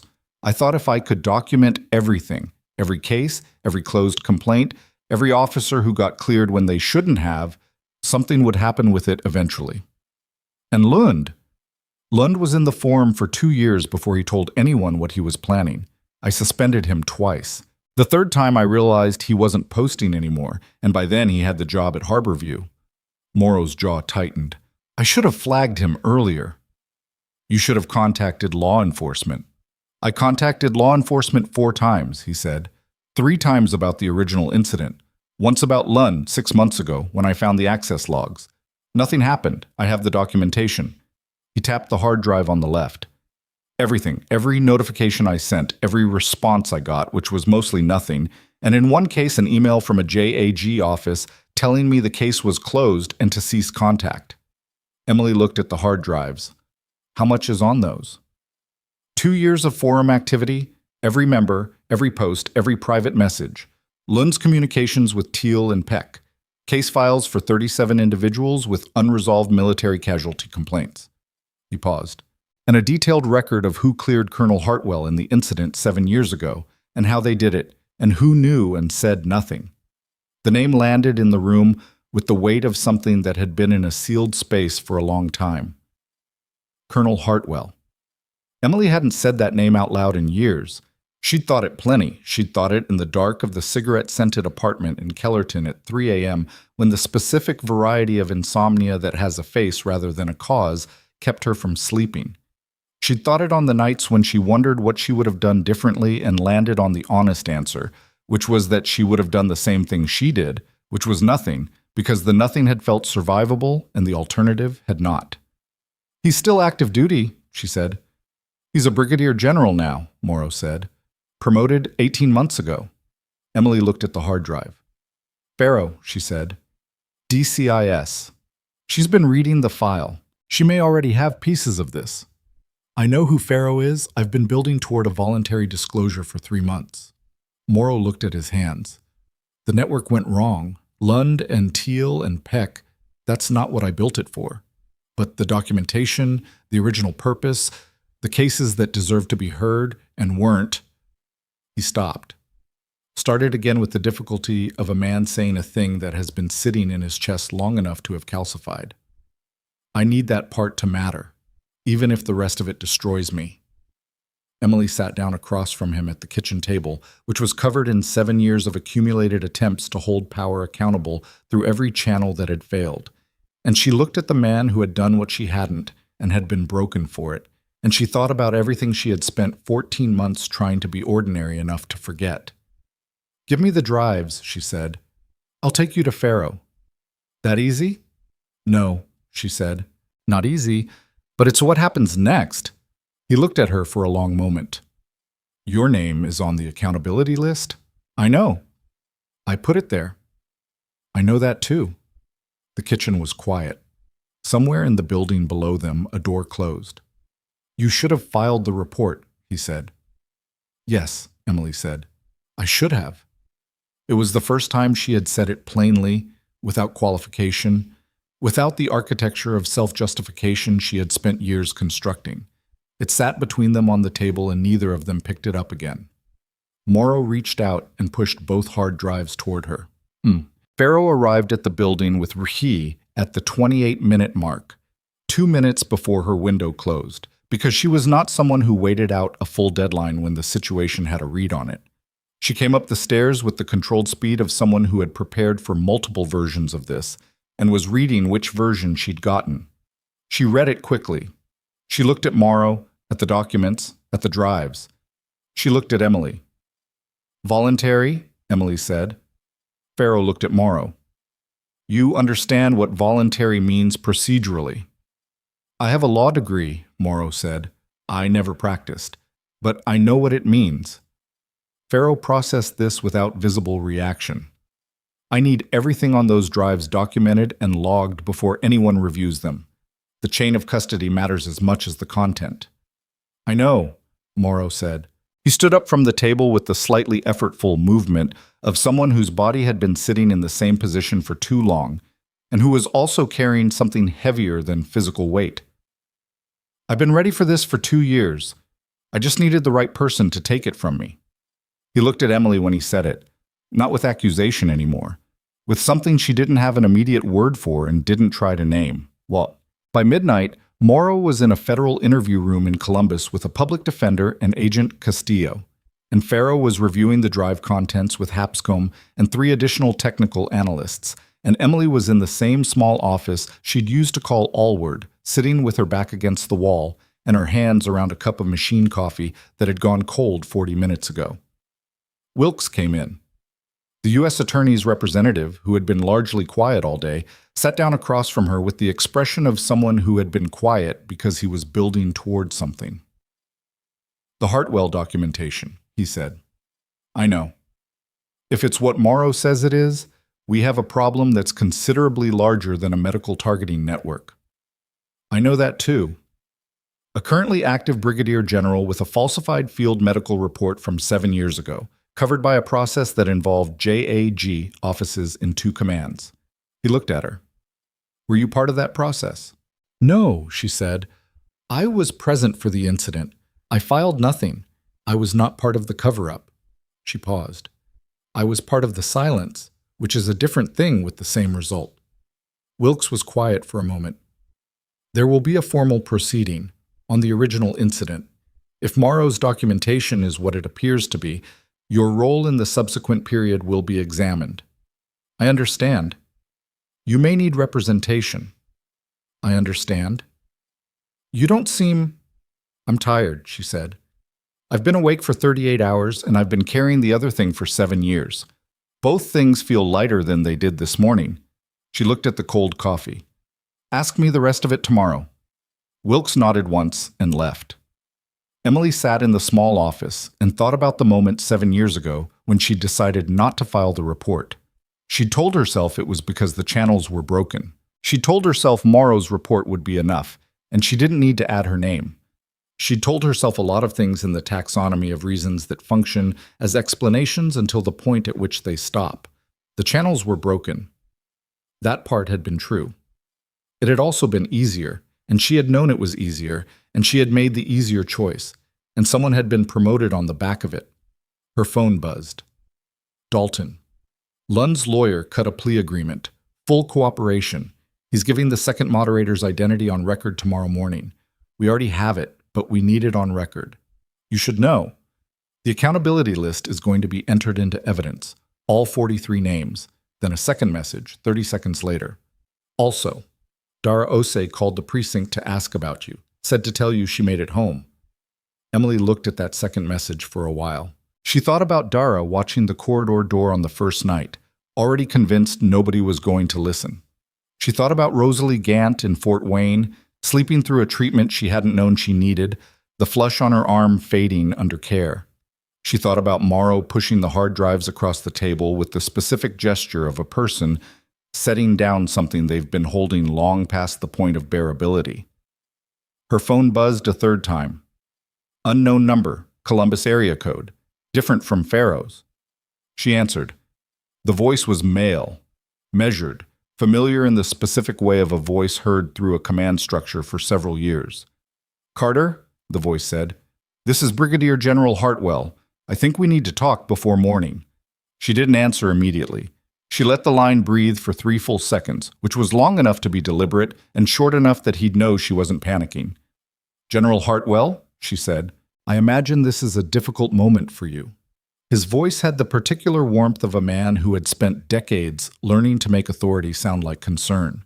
She remembered that quality from briefings, from after-action reviews, from the one conversation she'd had with him directly, 7 years ago, when he told her that what she'd witnessed was more complicated than it appeared, and that the best thing she could do for everyone involved was let the process work.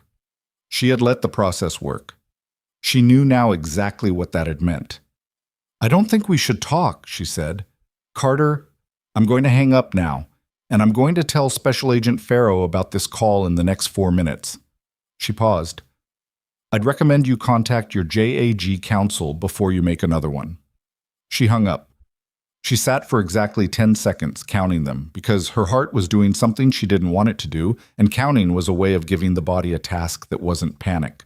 Then she stood up, went into the main office, and found Farrow at the data table with Hapscomb. Hartwell just called me, she said. Farrow looked up. Hapscomb stopped typing. My personal cell, Emily said. He has my number from somewhere. He said he wanted to talk before morning. Farrow was on her own phone before Emily finished the sentence. Get me a trace on an outgoing call to Emily Carter's number in the last 5 minutes. She looked at Emily. What exactly did he say? That it was a difficult moment for me and that we should talk. Emily put her phone on the table. He was trying to assess where I am, how much I know, whether I can be managed. Can he reach out to witnesses in an active federal investigation without... He doesn't know it's an active federal investigation, Emily said. As of when Morrow went dark this morning, Hartwell may not know what's on those drives. He knows Lund was arrested. He knows there's a DCIS case. But the connection to the 7-year incident, He may be trying to get ahead of it before it becomes official. Farrow looked at her steadily. Which means he knows there's something to get ahead of. Yes. Wilkes had come back into the room, drawn by the shift in the air that these things generate. He looked at Farrow. Farrow gave him the 40-second version. Wilkes was quiet for a moment. If Hartwell is reaching out to a potential witness tonight, that's consciousness of guilt. On the record. It's on the record, Emily said. I'm telling you now, and you're noting it now. We need a formal statement. I know, I said I'd do it tomorrow. I'm moving it to tonight. She sat down and wrote it out, longhand, 4 pages, the call and the content, and the prior history with Hartwell, and the incident 7 years ago that she had not put on paper until this moment. It was not comfortable writing. There was a section, 2 paragraphs, where she described her own decision in the aftermath of the incident, what she had chosen not to do and why, and she wrote those paragraphs with the same precision she'd applied to the rest because accuracy mattered more than self-protection at this particular hour, and because she was tired of the weight of the alternative. She finished at 1:40 a.m. and slid it across the table to Farrow. Farrow read it without expression. When she finished, she put it down and looked at Emily for a moment. The part about your own conduct, Farrow said. You didn't have to include that. I know. It may complicate. It's accurate, Emily said. Complicated accurate is better than simple incomplete. Farrow looked at her for another moment. Then she picked up the statement and walked it to the document processing desk. Hartwell's JAG counsel contacted the U.S. Attorney's Office at 7:15 the following morning, which meant Hartwell had gotten approximately 5 hours of sleep before deciding that voluntary cooperation was preferable to whatever he believed was coming. Emily was told this by Wilkes at 7:30, who delivered the information with the specific neutrality of a lawyer describing chess pieces rather than people. He's offering a proffer, Wilkes said. Limited cooperation on the network investigation in exchange for consideration on the underlying conduct. He wants to trade information about Lund and Teal for protection on the falsified report. That's a generous summary. Is it going to work? Wilkes was quiet for a moment. That depends on what Morrow's drives contain. If the documentation of the cover-up is as complete as Morrow claims, Hartwell has nothing to offer that we don't already have. His proffer is worth considerably less than he thinks. He paused. Hapscom has been reviewing the drives since 3 a.m. And? She says they're complete. 7 years of documentation. The falsified report, the chain of approval, the JAG correspondence, and, this is the part that changes the calculation substantially, recorded audio of a conversation between Hartwell and a JAG colonel, taken on Morrow's personal device during a meeting he was ordered to attend as a witness. Morrow was told his testimony would be part of the record. He made his own record instead. Emily looked at the window. Morning light on a Columbus street, ordinary traffic, people beginning their ordinary day. Morrow recorded Hartwell admitting the report was inaccurate, she said. Hartwell says on the recording, and I'm quoting from Hapscom's summary, that the field assessment would reflect the most operationally defensible interpretation of events. Wilkes let that sit for a moment. His proffer is worth nothing. We told his counsel at 7:45. How did his counsel take it? He asked for 20 minutes to consult with his client. That was 16 minutes ago. They didn't give Hartwell 20 minutes. They gave him 18, which was how long it took for Farrow to coordinate with the Army Criminal Investigation Division, who had been looped in on the Morrow documentation at 6 a.m. and had their own jurisdiction over the original incident. The convergence of DCYS and CID on a single case created a procedural situation that moved faster than a single agency, and the speed was deliberate, because Hartwell had spent 7 years in an institution that rewarded patience, and the response to that was to remove patience as an option. Emily was not in the room for any of it. She was in the building, in the small office, drinking the first coffee she'd had that was actually hot, and she was sitting with the particular stillness of someone who has set a very heavy thing down and is waiting to find out what their body does without the weight of it. What her body did, it turned out, was shake. Not dramatically. A fine tremor in both hands that lasted about 40 minutes and then resolved, and during those 40 minutes she sat with it and didn't try to make it stop because it was honest, and she had spent a long time being dishonest in the specific way of a person who presents as composed. Ulward texted her at 8. Morrow, okay? She wrote back, cooperating. It's going to be hard for him, but I think he'll be okay. A pause. Then Allward. He said you were the only person he thought might actually show up. She looked at that for a moment. Then she put the phone down. By mid-morning, the structure of what was happening had become clear enough that Wilkes called a briefing for everyone involved in the main conference room, with coffee that was better than the machine in the small office. Garrett Lund had completed his cooperation agreement. He had provided the full membership list of the network, the assignment structure, and a detailed account of how he had obtained employment at Harborview Regional and manipulated his floor rotation through Roland Peck's administrative access. His attorney had negotiated a reduced charge in exchange for testimony, which meant Lund would stand trial on 3 felony counts rather than 7. The additional 4 were being held as leverage on full cooperation. Thiel had provided a parallel account that corroborated Lund's on every verifiable point. He was facing 5 counts. His cooperation was complete and his attorney was arguing for the same consideration. Wilkes had opinions about that which he kept largely professional. Roland Peck had been arrested at 6 a.m. at his Columbus address. He had said nothing. His attorney had said a great deal, none of it useful. Peck's administrative access to the cross-facility patient network had been revoked at 4 a.m., and a full audit of every patient routing decision he'd influenced over the past 2 years was underway.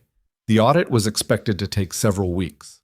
Bernard Holt, the VA administrative coordinator in Indianapolis, who had granted Peck that access, had been suspended pending investigation.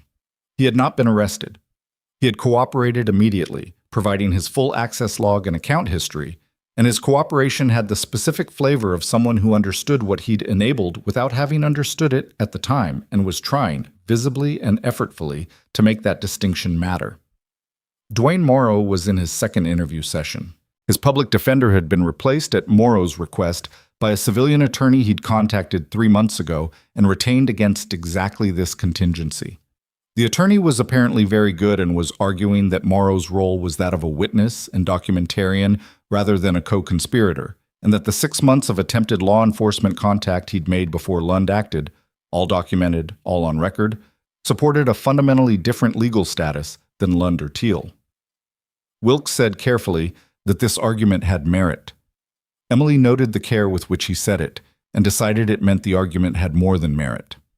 Pauline Marsh at Harborview Regional, the patient services director who had privately documented Lund's stated intent and filed it as a standard grievance, had resigned the previous evening before any formal action was taken. Her resignation letter, which had been forwarded to DCYS and read aloud by Farrow with the expression of a person trying to be professionally neutral about a document that required effort, attributed her departure to personal reasons and expressed full confidence in Harborview's commitment to patient safety. The irony of that last phrase was not commented on by anyone in the room because no one needed to. Terry Vogler, the day shift nurse who had told Dara to stop filing complaints, had been placed on administrative leave pending a formal review of her patient interaction records.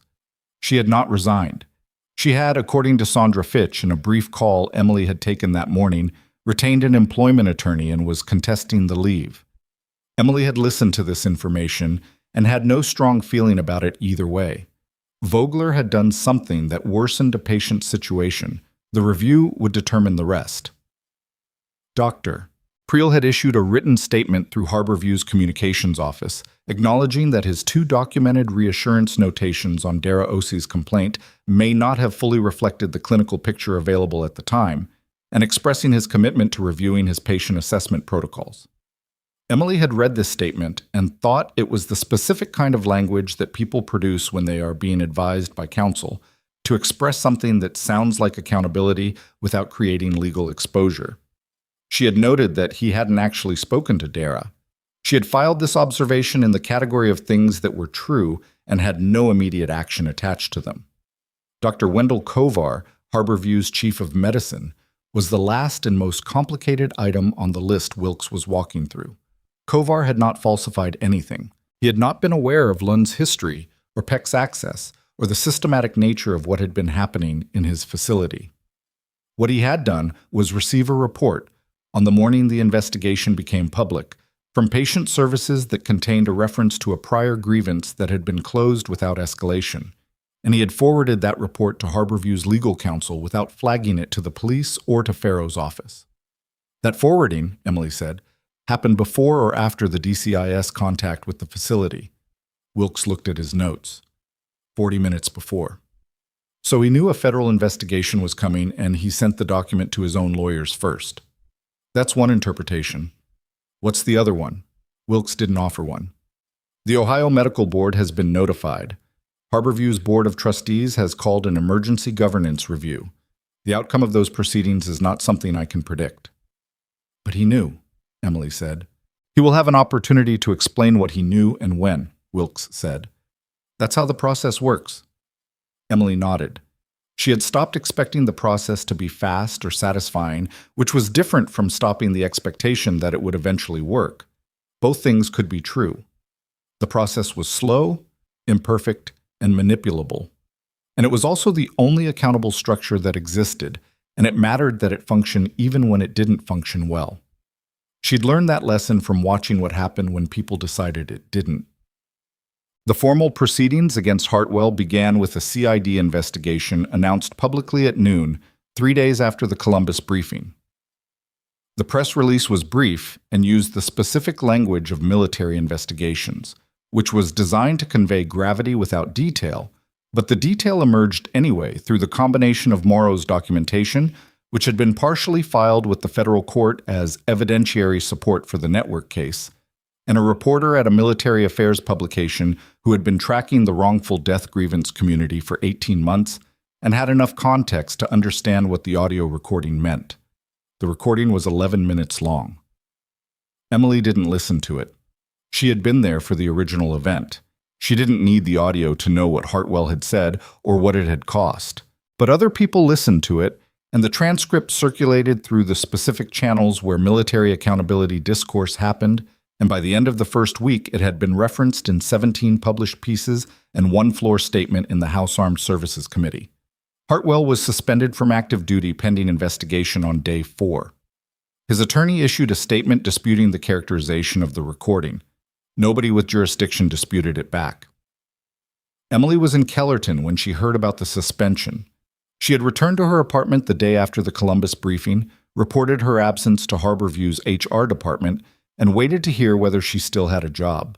The hospital was in a state of governance crisis that made ordinary personnel decisions slower than usual, and she spent 4 days in her apartment watching the proceedings develop through her phone and occasionally going for long runs along the Riverwalk because she needed to do something with her body that wasn't sitting. On the 5th day, Sandra Fitch called. "You've been reinstated," Sandra said. "Full pay, retroactive for the leave period." That was fast for a hospital in administrative crisis. The interim board expedited it specifically. Sandra paused. "They're using your case as evidence of the kind of institutional responsiveness they want to demonstrate going forward. So I'm a PR decision." "You're also a nurse who was right about everything," Sandra said. "Those two things don't have to cancel each other out." Emily thought about that. "How's the floor?" "Strange. Short-staffed. People are being careful in a way they weren't before, which is better than the alternative, even though careful sometimes looks like scared." A pause. "Priel is still here. I don't know what to do with that." "Neither does the board yet," Emily said. "Let it work." "You sound like someone who's made peace with something." "I'm working on it," Emily said, which was more honest than yes. She went back to the floor 2 weeks after the reinstatement. The first shift back was uncomfortable in the specific way of returning to a space that has changed while also remaining fundamentally the same. People treated her with a deference she didn't know what to do with, the way institutions treat someone who has become significant when they'd rather the person just be normal. She handled it by being as normal as she could manage, which meant doing exactly the job she'd been doing, which was the only answer she'd ever had for situations she couldn't resolve through conversation. Sandra had put together a new patient complaint intake protocol in the weeks Emily was gone. It was thorough and had specific escalation triggers and required a second clinical sign-off before any complaint could be categorized as non-actionable. Emily read through it during a quiet stretch at 2 a.m. and made 3 suggestions in the margin and left it on Sandra's desk. In the morning, Sandra had accepted all 3 without comment, which was the kind of institutional communication Emily found she could work with. The trial proceedings for Lund, Teal, and Peck were scheduled for a date 7 months out, which was fast by federal standards and agonizing by human ones. Emily was listed as a witness for the prosecution in all 3 cases. She was also listed as a witness in the collateral civil action that Dara Osei had filed against Harborview Regional, which named the hospital Pauline Marsh in her former official capacity, and Dr. Priel. She spoke to Dara twice in the months between the incident and the trial date. Both conversations were practical rather than emotional, which was how Dara seemed to need them to be, and Emily respected that. In the second call, near the end, Dara said, "My dad wants to come to the courthouse when it's over. He wants to shake your hand in front of people. He doesn't need to do that. He knows. He's going to do it anyway." A brief pause. "He says the Army taught him that the most important thing you can do for someone who did the right thing is to do it publicly, so other people know it's possible." Emily didn't have an argument for that. Done. The hearing on Hartwell was not a trial. It was a formal military proceeding conducted by a board of inquiry, which was the process the Army used for officers of flag rank when the evidence suggested conduct unbecoming, and the case was strong enough to move. Emily submitted a written statement. She was not required to testify in person, because Morrow's audio recording and documentation provided a complete evidentiary picture that didn't depend on her account. She submitted the statement anyway. It was 6 pages. It described what she had witnessed 7 years ago and what she had decided not to do about it and why. And it described the specific moment 7 years later in an apartment in Dayton when she had watched Dwayne Morrow push hard drives across a table and had understood, completely and without the ameliorating distance she'd maintained for years, that her silence had been one of the materials from which the cover-up had been constructed. She did not write the statement to destroy Hartwell. Hartwell was being destroyed by his own actions and Morrow's documentation, and he didn't need her contribution for that. She wrote it because it was accurate, and because accuracy mattered, and because the part of her that had spent 7 years being quiet had been making a choice she needed to own in writing. The Board of Inquiry concluded in the 4th month. Hartwell was found to have engaged in conduct unbecoming an officer, falsification of official records, and obstruction of a military investigation. He was reduced in rank to colonel and involuntarily separated from service, which was the Army's version of fired, and his separation was characterized as other than honorable, which had consequences for his benefits and his record that would be permanent. His attorney issued a statement. Hartwell did not. Emily read the board's findings in her apartment on a Tuesday afternoon. She sat with them for a while. She thought about the soldier who had died in that incident 7 years ago, whose name was Specialist Darnell Aquino, 22 years old, from Shreveport, Louisiana, whose death had been attributed in the falsified report to conditions that had nothing to do with the order Hartwell had given. She thought about Aquino's family, who had never gotten an explanation that was true. She thought about the things that don't get undone. She put the findings down and went for a run along the river. But the convictions came in the 7th month, sequentially, across 6 weeks of proceedings. Lund was convicted on all 3 felony counts and sentenced to 9 years. The judge's statement at sentencing acknowledged the premeditated nature of the targeting and the deliberate selection of vulnerable patients, and described it as an abuse of institutional access that warranted the upper range of the applicable guidelines. Lund's attorney appealed on procedural grounds. The appeal was expected to fail. Teal was convicted on 4 of 5 counts. His cooperation had reduced the 5th count as agreed. He received 6 years. He did not speak at sentencing. He looked at the courtroom floor, and Emily, sitting in the gallery, watched him and thought about the brother he'd lost and the path he'd chosen afterward, and thought about the difference between understanding why a person became dangerous and excusing the damage they caused, and decided those 2 things were not in conflict even when they felt like they should be. Peck received 4 years on facilitation counts. Bernard Holt, the VA coordinator, received 2 years of supervised release and a permanent bar from federal employment, which Wilkes had described as the appropriate outcome for a man who had enabled harm without directing it, and which Emily thought was probably right, even though right and satisfying were not the same thing. Pauline Marsh, who had resigned before formal charges were filed, was ultimately charged in a separate proceeding with a single count of willful neglect of a mandatory reporting obligation. She pleaded no contest and received a suspended sentence, a fine, and a permanent revocation of her healthcare administration credentials. She would not work in patient services again. Priel was not criminally charged. The civil case proceeded separately. He remained on staff at Harborview under conditions that Emily understood were being monitored closely by the interim board, which was working through a governance overhaul that was taking longer than anyone had optimistically projected. Kovar resigned from his position as chief of medicine in the 5th month, citing the need for institutional renewal through new leadership. The Ohio Medical Board's review of his conduct was ongoing. Emily didn't know how it would end and had stopped trying to predict institutional outcomes with precision, because precision on those things had a way of becoming its own kind of disappointment. The formal recognition came in the 8th month, at a proceeding that Emily had been notified about 3 weeks in advance and had spent 2 of those 3 weeks trying to find a graceful way to decline. She didn't find one. Colonel Theodore Osei had coordinated it because he was the kind of person who coordinated things as a default expression of care, and he had done it with the specific thoroughness of a man who had been thinking about the right way to honor someone who didn't want to be honored. It was not a ceremony with lights and music. It was a morning at the Kellerton District Courthouse, with Farrow present, and Dalton, and Wilkes, and Sandra Fitch, who had taken the morning off, and Morrow, out on conditional release pending the final determination of his legal status, who stood near the back of the room with the look of a man attending something he had partially caused and was uncertain of his right to be moved by. Dara was there. She looked better than she had in the hospital, less watchful, though not entirely. Some watchfulness, Emily had come to understand, becomes permanent. It isn't damage, it's information. The formal recognition was dual.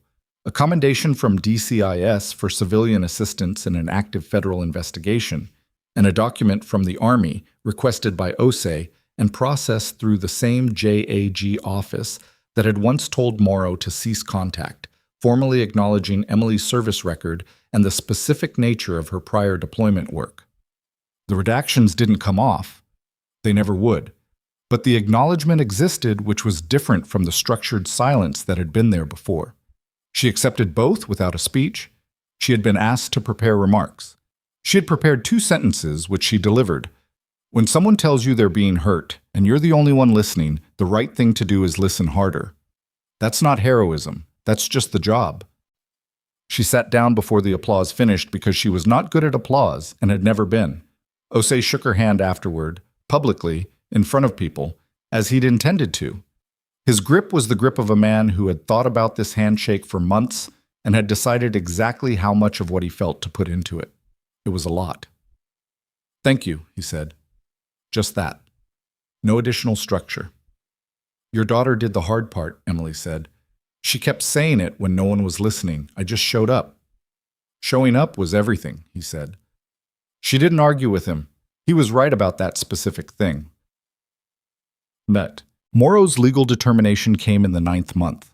The federal judge, reviewing the full record including his 6 prior contact attempts with law enforcement and the complete documentation he had provided, found that his role as forum moderator met the threshold for conspiracy facilitation, but that his active and early cooperation, combined with the preemptive attempts to alert authorities, warranted a departure from the standard guidelines. He received 2 years of supervised release, community service, and a requirement to participate in the development of a new protocol for the Army's casualty investigation complaint process. A protocol that would, for the first time, create a civilian oversight pathway for complaints that had been closed by military administrative review. The protocol was named informally in the paperwork that circulated among the people who had worked on it, the Aquino Protocol. After Specialist Darnell Aquino, 22 years old, from Shreveport, Emily found out about the naming from Farrow, who called her with the specific tone of someone delivering information they thought the recipient needed to have. She was quiet for a moment after Farrow told her. Then she said, "That's the right name." "I thought you'd think so." "Is Morrow involved in drafting it?" "He's leading the working group," Farrow said. "He's very good at it, which makes sense when you know what he's been building for the past 7 years. A pause. He asked if you'd be willing to consult. Informally. Emily looked at her apartment. The spiral notebook on the table. The locked drawer that she hadn't opened since returning from Dayton, because what it had held was now in evidence and what it had meant was now on record. Yes, she said. Botti. In the year that followed, she remained a night shift nurse at Harborview Regional. The hospital had changed in ways that were real and ways that were cosmetic, and she had learned to distinguish between them and to work within the real ones without expecting the cosmetic ones to become something they weren't. The new patient complaint intake protocol that she'd helped Sandra revise was in place. It was used. It had caught 2 cases in the first 6 months that would previously have been filed as anxiety and left there. She started sleeping better. Not perfectly. She didn't expect perfect, had never trusted perfect, had learned in the field and relearned in Kellerton that the useful thing was not the absence of difficulty, but the ability to move through it without losing yourself. She woke up at 3 a.m., sometimes, out of old habit, but the thing she woke up to was no longer the face of a decision she hadn't made. It was just the ordinary dark of a room where someone is trying to get enough rest to do the job again tomorrow. She bought a new notebook. She kept notes in it. Not threat assessments, not surveillance logs, clinical observations, protocol questions, the occasional running record of a patient situation she wanted to think through carefully. The kind of notes a nurse keeps when she takes the work seriously. She kept Morrow's number. They talked twice a month, working through the Aquino protocol, and then occasionally about other things. What it cost, what it built, what the obligation was when you survived something that someone else didn't.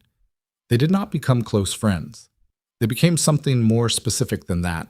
2 people who shared a particular history and had decided to do something with it other than carry it quietly in opposite directions. On a Tuesday morning in early spring, she drove to the hospital in the gray pre-dawn and parked in the structure and looked at the rectangle of sky between the concrete levels, which was beginning to go pink at one edge. She sat there for a minute longer than usual. She thought about Dara watching the door in room 312, voice flat, expecting not to be believed. She thought about Rosalie Gant in Fort Wayne asking, "Are you sure?" and the specific weight of saying yes to someone who needed it to be true. She thought about Morrow pushing the drives across the table with the look of a man finally releasing something that had been held too long.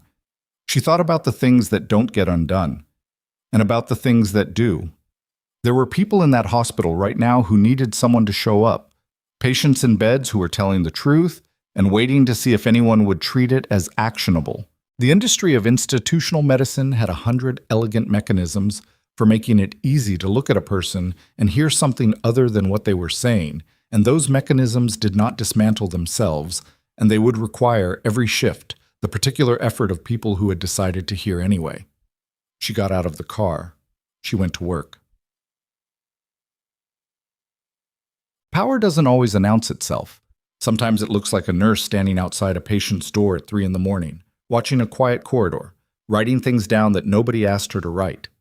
Sometimes it looks like saying the same true thing a 4th time when the first 3 times produced nothing. Sometimes it looks like a soldier who lost everything for filing a report, sitting in a kitchen full of documents, deciding that the losing didn't make him wrong. The people who are dismissed are not dismissed because they're wrong. They're dismissed because the people doing the dismissing have something to protect. And the protection always costs more than they intended, always requires more silence than they planned for, always depends on the assumption that the dismissed person will eventually stop. When they don't stop, when they write it down, hold the door, stay past the end of the shift, tell the truth a 5th and 6th and 7th time, the protection collapses. Not because justice is inevitable, it isn't, but because silence has a weight that accumulates differently than it's intended to, and the structures built on it are less stable than they look from the inside. What Emily Carter learned, not in a hospital corridor, not in a federal office, but in the cumulative slow process of living with the choice she'd made and the choice she'd eventually unmade, was that silence isn't neutral. It always weighs on someone's side. The question is only whose. She had chosen wrong once. She had chosen differently when it mattered again. That wasn't absolution. It wasn't a clean exchange. The man whose name was now on a protocol was still dead, and the years were still gone, and Morrow's career was still what it was. But the protocol existed, and the names were in the record. And somewhere in Shreveport, Louisiana, the family of Specialist Darnell Aquino had received a letter from the United States Army that for the first time told them something true. There is no such thing as too late to do the right thing. There is only the choice and what it costs and what it builds.